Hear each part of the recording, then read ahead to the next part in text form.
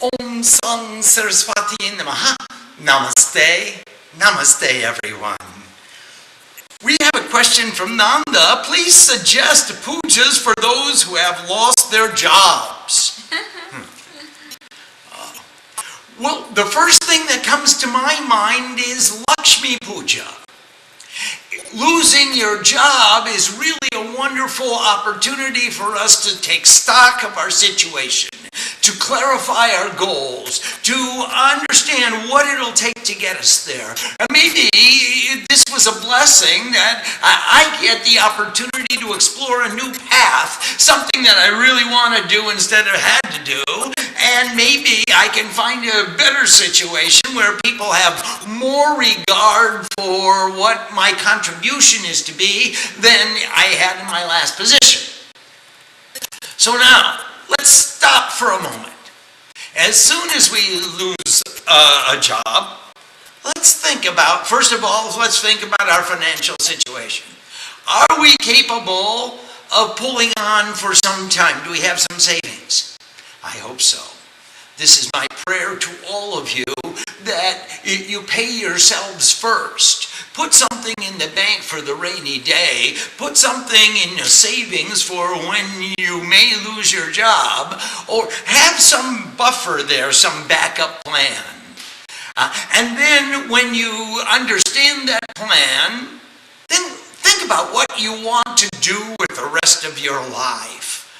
Is it important that you do the same thing again because you had that job? Or could you look to expand your horizons or maybe do something completely different?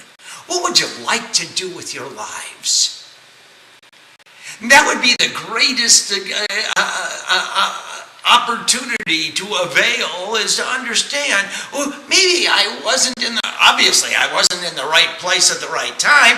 Maybe it's just this blessing is coming to me, and maybe I can pursue more education or different training, or maybe I can even avail the opportunity to become a sadhu. And wouldn't that be fun? Now's my chance. So I would suggest that we do Lakshmi Puja. Make a list of your goals. Make a list of all the things that you would like to accomplish in this lifetime. Make a timeline for those wishes. And make an understanding with yourself, with your family, with your support system, with your all that is. Get them together and say, this is the situation and this is where I'd like to go. Will you support me in going there? You remember the story of Valmiki. He was a notorious highwayman. He was a robber and a thief. And he used to stand by the side of the road, and when travelers would come walking down the road, he would stop them and say, give me all your valuables or I'll take your life. So one day, a sannyasi was walking down the path. Valmiki jumped out from behind the tree and said, give me all your valuables or I'll take your life. And the sannyasi replied, the only thing valuable that I have is the name of God, and if you want that, you're welcome to take it. But I want you to answer one question for me first. The robber said, what do you want to know? And the sannyasi said, this sinful life that you're leading, why are you doing this? Why are you stealing and taking inappropriately other people's property for yourself? And the thief said, actually, it's not for myself, it's for my family. I use the proceeds of all of my thefts in order to support my family. And sannyasi said, I promise I'm going to sit under this tree until you come back. You go home and ask your family members that as they are sharing with you in the bounty of what you take in, will they share with you in the sin of what you are doing? Valmiki thought for a moment and said, okay, you just sit here under this tree until I come back. I'm going to make sure you sit here. I'm going to tie you to the tree. Valmiki tied the sannyasi to the tree, and he immediately went home. He said, wife, do you know what I do for a living? The wife said, no, I don't know what you do for a living. Your duty is to bring home the food, and my duty is to cook it and serve it. That much I know. Well, Valmiki said, well, actually, I'm a robber and a thief and a highwayman. And I attack pilgrims walking down the path, and I beg all the travelers, and I steal their goods and their money. Would you share with me in the sin as you share with me in the bounty? And the wife said, oh, no, husband, I don't want any part of your sin. You can choose any other profession you want if you like, but I'm not going to take your sin. You provide the food, I cook it and serve it. Valmiki went to his aged parents. He said, parents, do you know what I do for a livelihood? And the parents said, oh, no, son. All we know is that when you were young and incapable, we supported you, and we gave you the best that we possibly could under the circumstances, and now that we are old, it's your duty to support us and take care of us in our old age. Well, Valmiki said, well, Mom and Dad, I'm a robber. I'm a thief, a highwayman. I attack travelers walking down the road, and I steal all their valuables, and will you share with me the sin that I'm getting, just like you share the proceeds of all that I bring home? Mother and father said, no, son, we took care of you. It's your duty to take care of us. Why should we take sin? You can choose any profession you want, but your duty is to bring home the sustenance for the family. We won't share your sin. Oh, Valmiki went to his children, and he said, children, do you know what I do for a living? The children said, no, Dad, what do you do? He said, well, I'm a thief and a highwayman and a robber and a brigand and a vagabond, and I'm a scoundrel, and my job is to attack all the travelers coming down the path and steal their valuables, and with those valuables I feed this family. Will you share with me in the sin as you share with me in the proceeds of what I bring home? And children said, no, Dad, you gave birth to us. It's your duty to feed us. It's your duty to nurture us. Why should we take any sin in your doing that? Well, Valmiki went back to the sadhu sitting at the tree. And he said, you know, sadhu, the sannyasi, I asked my family if they would take care a portion of the sin that I incur as they take the portion of the proceeds that I bring home. And every one of them said, no. What shall I do? How can I get rid of all the sin that I've accumulated? And the sannyasi said, the name of God is so powerful it destroys all sin. So you just say the name of God. And Valmiki asked, what name shall I say? And the sannyasi said, say the name of Ram. And Valmiki said, I can't say the name of Ram. Ram is such a holy name. It's such a pure and povitra. It's such a pure and empowering name. I can't possibly say that name. My lips have only spoken lies since my youth. Now I'm going to say the name of God. I can't say that. And sannyasi said, well, say the name of Mara. It means a dead body. Or Valmiki said, I can say that. That's easy. Mara. Mara. Mara.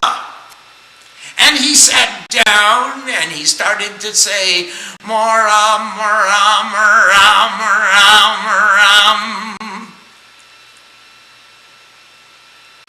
And he became known as Valmiki, he who came forth from the anthill. He went into the deepest samadhi. He became so engrossed, engrossed in his samadhi that the ants had piled up the dirt over his head.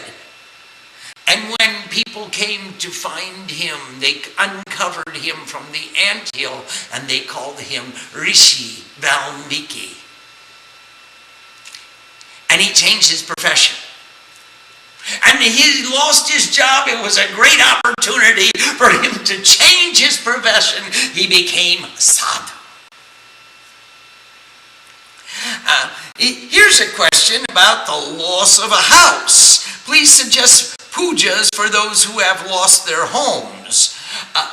Do you know, I would start with the same thing. If you're going to uproot your family and move to a new location and start over with a new job and a new profession, you had better ask everyone to contribute to the vision that the family wants to fulfill.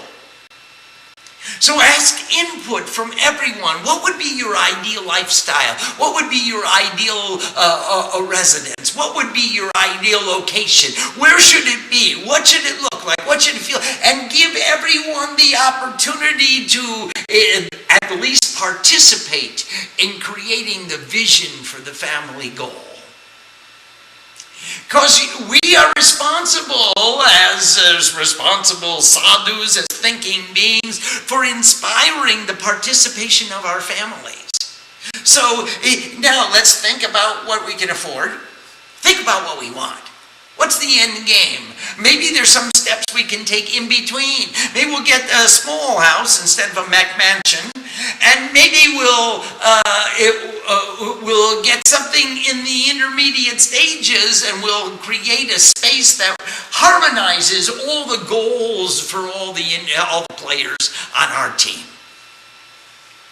Now, of course, if you have loss of a house, you're going to probably have loss of money, you're going to probably have legal entanglements and all of this. And I would suggest that you practice meditation, that you do homa as much as you can, and I would suggest that you worship Shiva. Shiva will protect you. Shiva will take you inside. Shiva will run interference for you in all the ensuing complications that come from losing a house. What would you say about moving to a new city or a new country? Please suggest pujas for those who have moved to a new city or new country. We know so many people that come from India or from other countries to America. It's wonderful to engage. First of all, I would recommend that you do puja to your ishta. And set up the altar of your Ishta Deva, your chosen form of worship. And then when you make homa, we make a homa for Brahma, Vishnu, Shiva, Mahakali, Mahalakshmi, Saraswati, and Ganesh. You can put Guru in there too. And use the Bij mantras for each of them. Om Bam Brahmane Swaha. Om Kling Vishnave Swaha. Om Namah Shivaya Swaha. Om Ring Sring Dum Durgaya Swaha. Om Ring Sring Krim Parameshwari Kalike Swaha. Om Sham Saraswati Swaha. Om Shreem Lakshmi Swaha. Om Gam Ganapate Namaha. Om Shree Gadabe Swaha. And this would be havan that you would use for all the gods and the goddesses of the various branches of Hinduism. Everyone, please come and live with us in our new country, in our new city, in our new house, in our new environment, in our new way of life. Please, all of you, bless us. Could you talk about changing our spiritual practices? Please suggest a puja if a family member has changed his or her religion. Engage them in their puja. Let them do what form of worship they think is appropriate. Let them lead the family in their form of worship, and we'll lead the family in our form of worship, and we'll show them that just because they choose a different form of worship, they haven't dissolved the family. They just decided to talk to God in a different way. And every one of us is going to find our own way to talk to God, our own way of communion. So, yes, if someone comes to the family and says, I've decided I'm not part of this religion anymore, I've joined that religion, or I'm not doing these practices anymore, I'm doing those practices, we would say to them, please lead us in worship through your practices, and we will lead you in worship through our practices, and our family has enough room to accommodate everyone. Here's a question about taking care of elderly or ill parents. What is the best way to take care of elderly or ill parents? Should they move back to our homes? It may be. It may be. It depends how elderly they are, how ill they are, and how independent they are. There is no one size fits all. There's no right answer, and there's no wrong answer. The elderly we want to respect in the best way possible. It may be giving them their independence. It may be taking them in as a dependent. The circumstances will dictate the decision. Please speak about the modern trend in India for old age homes and in America too, of course, all through the world. As we move to a nuclear family from a joint family, it's increasingly more difficult to take care of elderly parents. I have to go to work. She has to go to work. There's nobody home during the day. You're certainly entitled to a house, but if you need more care, if you need more attention, then it may be appropriate that an elderly facility would be more appropriate, where there are caregivers available and there are other people to associate with. You get rid of the loneliness. You get that. I saw some people they have developments like I think they call it Sun City, where they have crafts and games and exercises and social clubs and every kind of association that you could long for, and people come together, the elderly, and they spend their golden years or their last years in association of active people. They have an active retirement with a very social framework. When we become old and infirm, is it best to move to an old age home instead of staying with our children? No, it's not best. But what is appropriate under the circumstances? That's what's going to dictate what is appropriate. We'll understand by looking at the situation. What are the financial obligations? What are what's the capacity of the elderly people? What's the capacity of the young people? All of this criteria will go into making such a decision. Here's a question about astrology from Ambika. Namaste Ambika, Namaste Sham. What is the difference between Hindu astrology and Western astrology? Night and day. Hindu astrology, of course, works on the lunar month. The Western astrology works on the solar month. Hindu astrology works in a square, and Western astrology works in a circle.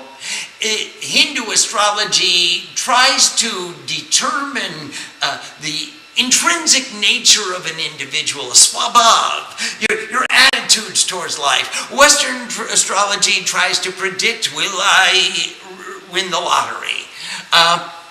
There are many differences. Do we really need to understand astrology or have astrological readings done in order to make the best decisions? No.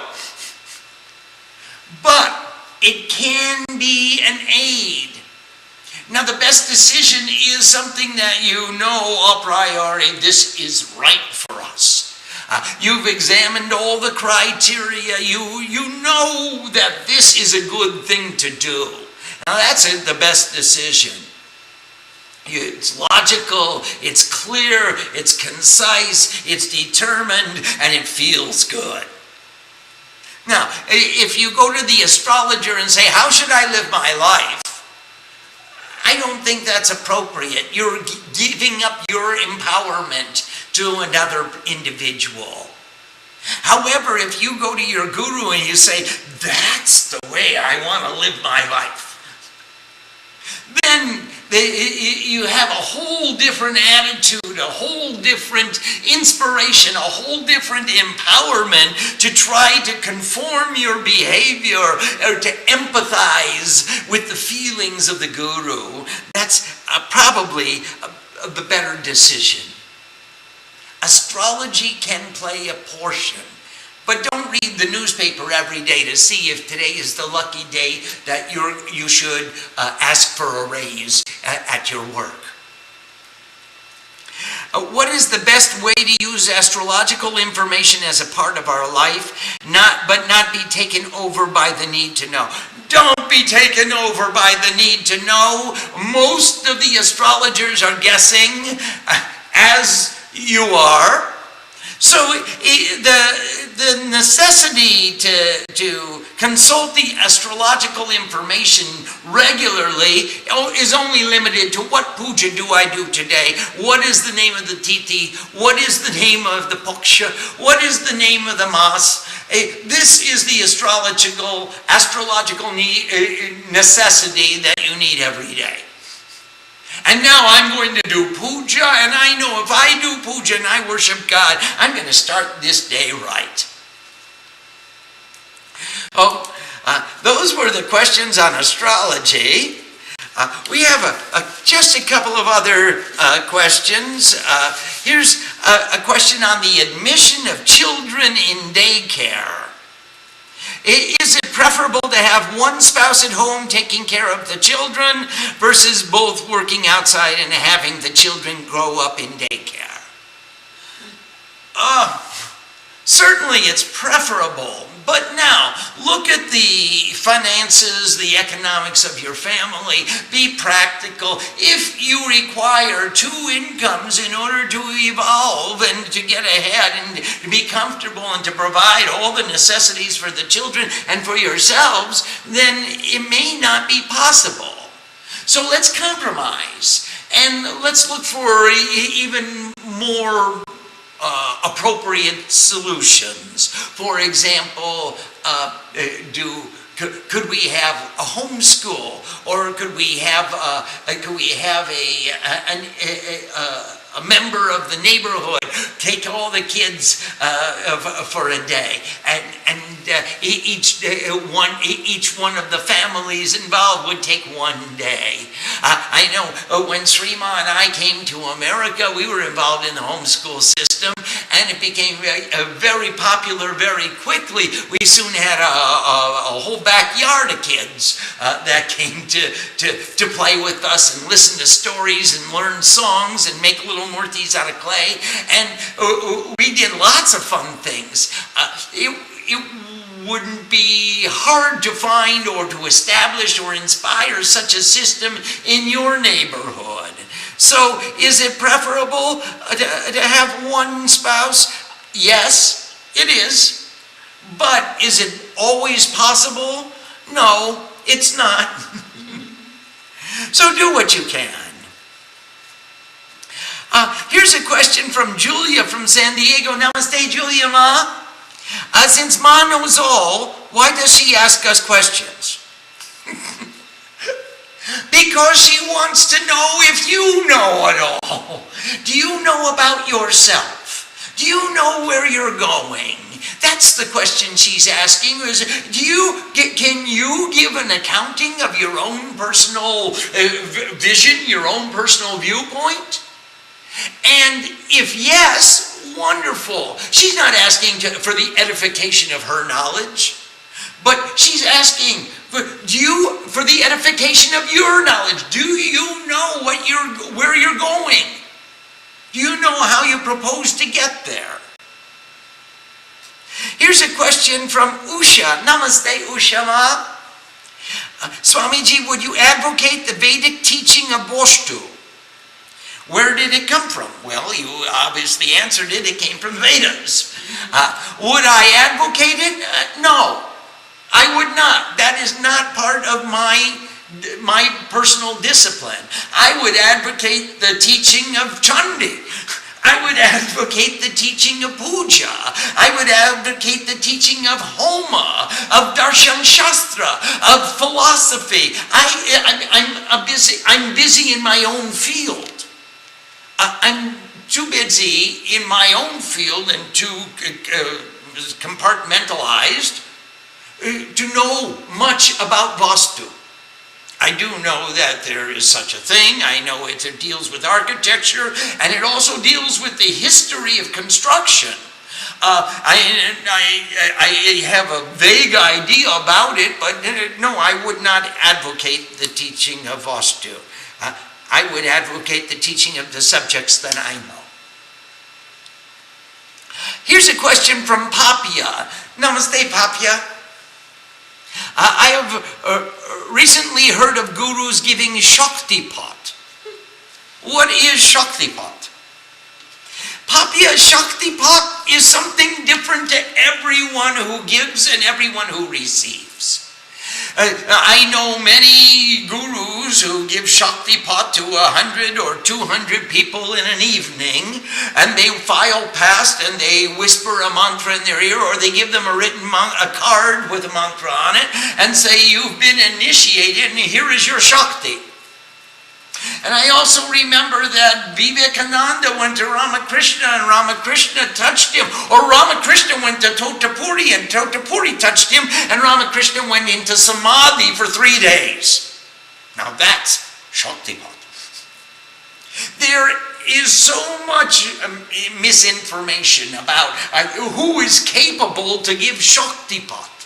Who is capable to inspire within you the awakening of energy? Who can illuminate or enkindle your kundalini? Is it something that happens transiently? Is it something that you can plan or pay for? I doubt it. I'm sorry, I'm a doubting Thomas. I don't think that you can desire such an experience until you have the capacity. You won't have the experience until you have the capacity. You've cultivated the necessary bhavana, the necessary understanding in order to control Shaktipat. I always come back to the story of Girish Ghosh going to Ramakrishna and saying, give me the mantra that you gave to Vivekananda. And Ramakrishna said, first you become Vivekananda, and then I'll be glad to give it to you. We have some other questions here. Dan is asking, Namaste Dan. Dan is asking, can you talk about what the effects and goals of chanting the Chandi are, or sitting in Samadhi are? If one gets to where they are able to stay in Samadhi, what would be the reasons they would choose to chant the Chandi part instead? The reason is because no one can stay in Samadhi and maintain a body. You go into samadhi and you come out of samadhi. But you come out of samadhi with the recollection of what it's like to go back into samadhi. And then what are you going to do while you've got a human body on this earth? You've got to do something to make your contribution. Chandipat is a contribution. Reciting the scriptures, teaching the scriptures, living the scriptures, breathing the scriptures, this is a valuable contribution. So nobody can go into samadhi and stay there. If they do, they're dead. After some time, they will leave the body. And some people can last 7 days, some people can last 21 days, some people can last 30 days in samadhi, but even Shiva comes out of samadhi. And if Shiva did not come out of samadhi, then how do you have a creation? So Shiva goes into samadhi, and that's Mahapralaya, the dissolution of existence, of manifested existence. And Shiva comes out of samadhi, and there's a new creation. And Brahma gives the egg, and Vishnu protects the egg, and Shiva cracks the egg, and out of the egg comes, that's the Brahmanda, the egg of Brahma. All the possibilities for all of the objects and relationships in creation to evolve. So obviously you require to come out of samadhi. And when you're going to come out of samadhi, what else are you going to do with your life? You have to do something. You must perform some karma, even if you're going to take in a breath or expel a breath. That is karma. At least you can attach the name of God to each breath and inhale mantra instead of air. And exhale mantra instead of air. Here's another question from Dan. Swamiji, you mentioned how when we do sadhana, we are affecting the vibrations of tanmoy. Is it clear to do sadhana for this purpose, or will this breed selfish attachment? If you're calling tanmoy the manifested existence, then yes, I want to breathe in all the impurities from the creation. And I want to breathe out as much love, energy, positive, light, wisdom, the wealth of spirituality into the creation. And I become a recycling plant. I become like the tree who breathes in carbon monoxide and breathes out oxygen. I breathe in the negativities of creation and I breathe out purity. And that's a wonderful way to free yourself from selfish attachment. It's a wonderful way just to keep your bhava of spiritual service to creation. Here's a question from Nandama. Namaste, Nandama. Is wanting to experience samadhi in this lifetime an achievable goal to have? It depends on your karma. But wanting to have samadhi is not the end. I mean, being in samadhi it's the beginning. When you get that samadhi, remember the definition. Let's talk about that first. Sa means all. Ma means the measurement. Di means the mind. All is the measurement of the mind. Samadhi. Where do you measure it? Where's the limits of my mind? I just blew my mind. There are no more limitations. Or ma di sha. The measurement of the mind is all. Or di ma sa. Mind is the measurement of all. It works in any way you put the syllables together. Mind is the measurement of all, or all is the measurement of mind. There are no limitations to mind. So now, when you get to that understanding, when you get to that experience, then things change. The ultimate example, the ultimate validation, the validity of your spiritual experience is the change that it makes in your life. When you go into samadhi, you come out of samadhi, it is not life as it was before. You always have the recollection of what it's like to be in this space of consciousness with no limitations. And once you have that, then you'll want to dedicate all of your actions to the best of your ability to consecrate for the benefit of others. You'll want to share your love and share your knowledge and share your energy and share your bhavana, and you just want to share. And that's the ultimate validity of your spiritual experience will be the change that it makes. Not that you go to your friendly cocktail party and tell everybody about the samadhi that you had, or sit in the kitchen of the ashram and go, I saw this guru and that guru and that guru and I went into samadhi. That is not what it's about. They're not bragging rights. Samadhi is an experience of timelessness. It's nitya karma, it's infinite, it's chirasthai, vyakulata, ananya. Pure devotion with no limitations. So is it appropriate to have that desire? Yeah. But that's not the end. That's just the beginning of your new way of life. And after that, you're turned on. You're charged. You're supercharged. You're on steroids. You're ready to put that energy out there and become a recycling plant, taking in the negativities and putting out only pure, positive, loving vibrations.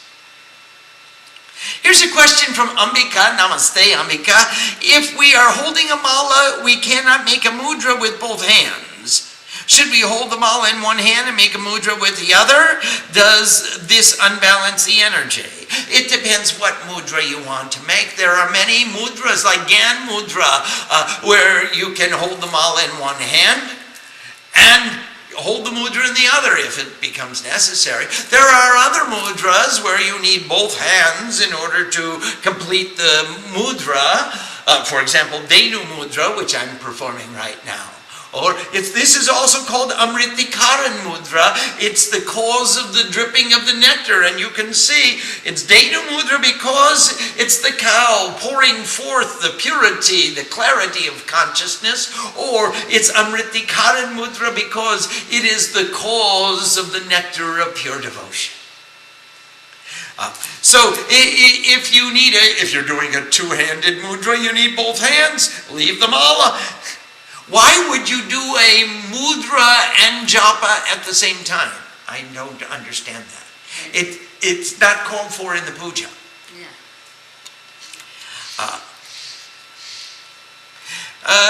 Can you speak a bit about which mudras to use when we meditate? No. When we meditate, we're beyond thought. But if they try to do meditate, they can do it again. Mother says you can do a Gyan mudra. You can also just fold your hands. I like that very much. And just fold your hands. But if you like, you can do Gyan mudra on both sides. Yes. Those will be two good mudras to use. Otherwise, there's no mudra necessary. When we are meditating with our eyes closed, where should the eyes focus? Oh, inside. You can look at your third eye. You can look at your top of your head. You can look at just inside. You don't have to focus on any particular thing. Use the mind's eye to focus. If we are doing silent japa, where should our tongue rest? Where do you rest your tongue? in your mouth. I would have to say in the mouth. That would be the best place to keep the tongue. Let's see. There are a couple of other questions here. These are a couple of questions from Nanda about the book that we're writing. And it says, will this book make us overly sentimental in trying to do the right thing? No. Why would you be sentimental? Would it be maybe overly sensitive to or discriminating to do the right thing? I don't think you can be overly discriminating. You'll want to use your discrimination to its highest capacity. How can we split idealism and realism? I don't know that you want to. I would like to reconcile them. I wouldn't like to split them at all. I would like to create a reconciliation between idealism and realism. If I follow this book to the letter, will I just become a lovable fool? I doubt it highly. I believe you'll become Satyananda. You'll walk with grace. Just like our example, just like our guru, when she walks, the grass bows down so she can step on it. I believe that you'll walk with the grace of a great ascetic. You'll be in love with life. You'll be efficient, effective, make a positive contribution, and you will nourish all of those around you. Already they are listening. Already they are there. You are already there. That's Mother's proclamation. Are there any books that have inspired you? Many. Please suggest a list of books that, in your opinion, are must-reads. All right.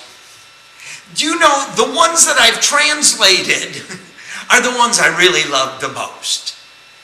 But in addition to that, I would love to recommend the Rig Veda. I would love to recommend the Mahanirvana Tantra.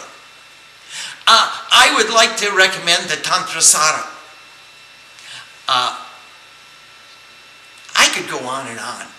I'm sorry, there are just too many to recommend. Well, that completes all of the questions so far. Nanda, do you have any other questions? Guruji, we have 3 more questions here. Well, let's go for them.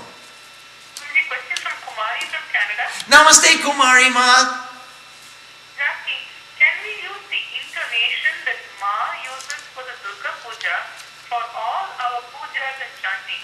Or do certain melodies go with certain deities and or rituals? Kumari Ma, you can use the intonation and follow Shree Ma. That would be a wonderful way. But Shree Ma has many, many melodies, and she uses many different intonations. So you could use any of them, or all of them, or pick and choose. I have some other melodies of my own. You can also recite of your own bhavana, your own feeling, your own way of singing. There is no one way. It's your way. It's your relationship. It's your love affair with God. There is no necessity to have anyone legislate it.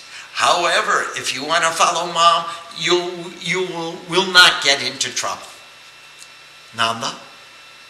Asika is asking, just because someone gives birth to a child doesn't automatically make them a good parent.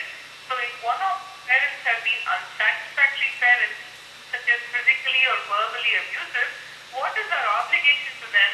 And is it okay to walk away from parents that do not properly care for you?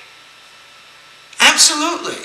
Yeah, when you have that discrimination, when you are sure that it's okay, when you are sure that that's what you want to do, you don't have to walk away, but you can distance yourself. Now, a child can distance himself or herself from a parent who is abusive, and a spouse can distance herself from a spouse that's abusive. but there's no need to accept abuse. However, divorce is not necessarily the first option. If you have an abusive relationship, whether it be parent and child or spousal abuse, you don't have to think about divorce first. Distance, yes. I don't want to be in the proximity of abuse. However, let's wait and see what happens to the other spouse. Does he or she change her way? Does he or she change her bhavana? Does he or she come under control? Or can I be of any assistance? Or do I need any assistance from he or she? And then we can determine what our further action would be. Nanda? Amita is asking, these days so many children are moving back home. How do we reconcile having our children move back into the house with our desire to move into a quieter phase in our life? Well, this is a very, very difficult time economically all around the world. And it may be a necessity for the children. They have no other place to go. So what you would have to say to your children who want to move into the house is, now, if you're going to live with me in my house, I want you to live with me in my bhavana. And I don't want you to impose your ideas upon me. I am affording you a great service out of my compassion, but I don't want necessarily for you to come into my house and change my way of life. I'm allowing you the privilege to come here because of your necessity. And I want my door open to you when you're in need. But I won't allow you to come in and dictate to me how I'm going to live, or in what bhava I should live, or in what attitude I should, or how much noise you're going to make, or whether you're going to go out and all night long and party and engage in sex and drugs and rock and roll, and I'm going to pay the bills. That won't work for me. If you want to live your way, you please go out and become economically self-sufficient. I grant you that blessing. But if you are not economically self-sufficient and you're not even really a contributing member, I'm going to ask you to be a contributing member, at least in some ways. You can help cook, you can help clean, you can take out the garbage, there are so many things you can do around the house in order to stay here. But do not think that because you were born and raised in this house, now that you're coming back, you're going to dictate how I'm supposed to live my life. I don't think that's fair. I'd like it quiet. I'd like it respectful. I'd like it to be my standard of morality. Just as Shree wants her standard of morality in her ashram. And she's entitled to it. It's her ashram. Why should she not have her standard of morality respected? Why should people come from the outside and say, we've come to your space, and we appreciate your hospitality, but we're going to live on our own standards of morality? No.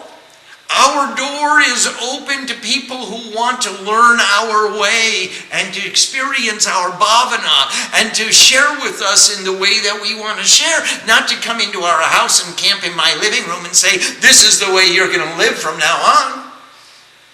I won't invite them in, and I will ask them to leave. Nanda? I have heard that one can become too open and take on the negative karma of those you're trying to help. How can one protect oneself? The best way, Vish, is to do your puja every day. Do your meditation every day. Live your rhythm of life. And then reach out to share. Don't go out and give up your way of life so that you can share. Share from your center. Don't leave your center in order to go out and share. Nanda? Yes, Kumari, namaste. When you meditate, should you place the Ishta Devata in your heart or visualize her in front of you? Oh, you'll start with her in front of you, and then she'll come inside you, and she'll move into your heart, and she'll move into your third eye, and then she'll move to the crown chakra of your head, and then she'll take you on a trip outside. She will become you.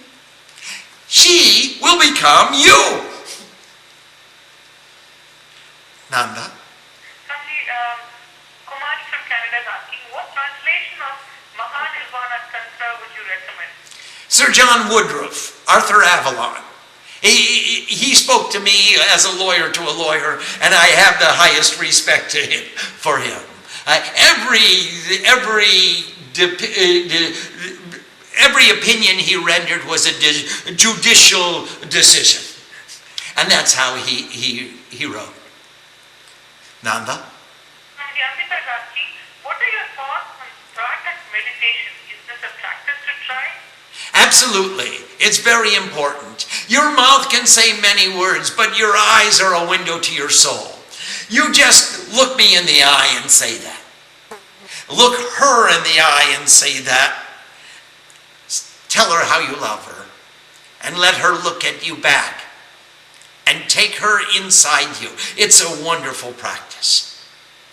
Nanda? The question from Devi from Atlanta. Namaste, Devi. Namaste, Angel. How do you handle when the children come home with their spouses and children to live in these times, but the daughter-in-law or son-in-law are disrespectful to the parents?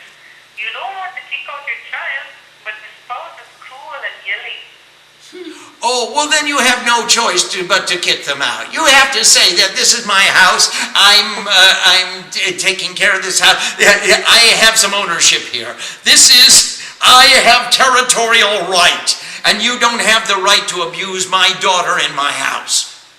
So you have an obligation to say, hey, if you guys want to live with this level of violence or this level of disrespect, please go find another place to live. Because in my house, we are practicing divinity. We're cultivating divinity, and that means everybody will be respectful to everyone. If you want it any other way, please feel free to find your own house.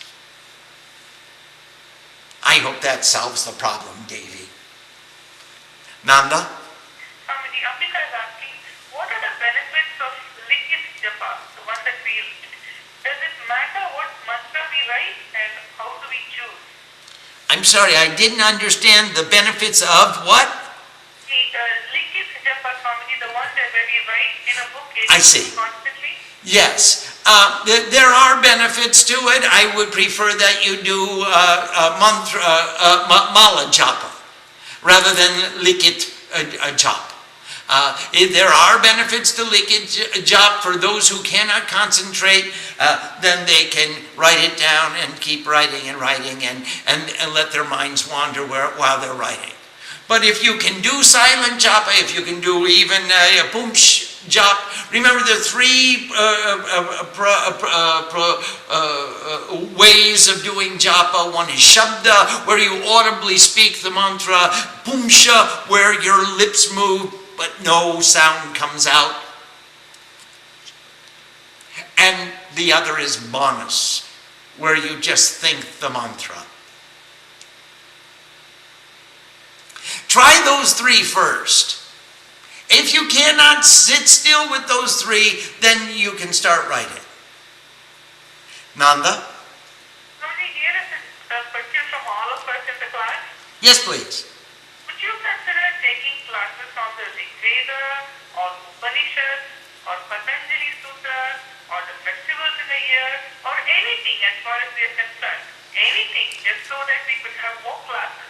It is such a blessing to have this satsang with you and Ma. Namaste. Namaste. Let's complete this project first before we define the next one, if you will. I hope that there will be many, many more projects that we can do together. And I look forward to that. Certainly, there are many opportunities that we can avail. There are so much more material that I would love to share with you. There is no end. But let's put this book together before we decide on the next project. Nanda? Swamiji, that completed our questions. Swamiji, we have lots of feedback and few things to talk to you, but formally the questions are over. Okay, well, give me the feedback. Swamiji, but before I give the feedback, can I make a request to everyone out there? You can. So, to all my brothers and sisters that are watching and listening in cyberspace, it is customary for students attending a class to offer a dakshina at the time of graduation to the teacher to show their gratitude and their appreciation. Today is our graduation day. If you have been inspired by these online classes and you would like more of these classes, and yes we do, please donate as you feel inspired and as your capacity allows.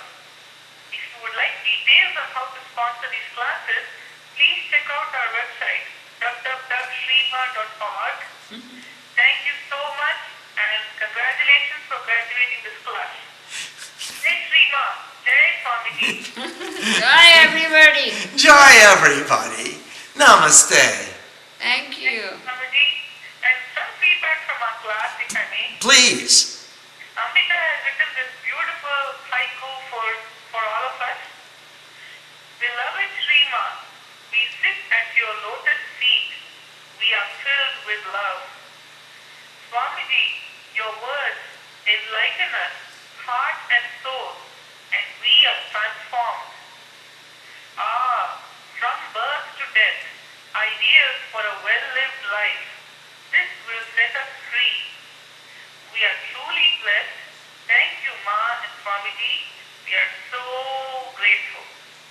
Thank you. Thank you. Namaste. Love you all. Swamiji, we don't want this class to end. Did it really come to an end? Oh, well, let's make it take a rest for a while, and then we'll continue it at another time. Maybe when you come back from India. Sounds good, Swamiji. Look forward to it. Everyone, thank you so much for sharing with us, and thank you for participating and putting this all together into a book that we can have as a souvenir of our class. And I've been working on the pujas and the Sanskrit and the translations of the mantras, and I've typed out most of the Sanskrit already. So I look forward to putting the book together into one complete dictionary of what are the rules for a well-lived life. What are the attitudes that we want to demonstrate? What are the relationships that we want to enhance? And how do we want to go about doing it? Namaste. Namaste, everybody. Namaste. Namaste, Ma. Namaste, Swamiji. Thank you. We love you all. Love you so much. Thank you so much. Thank you. Om Sam Saraswati Namaha. Bless you Namaste. all.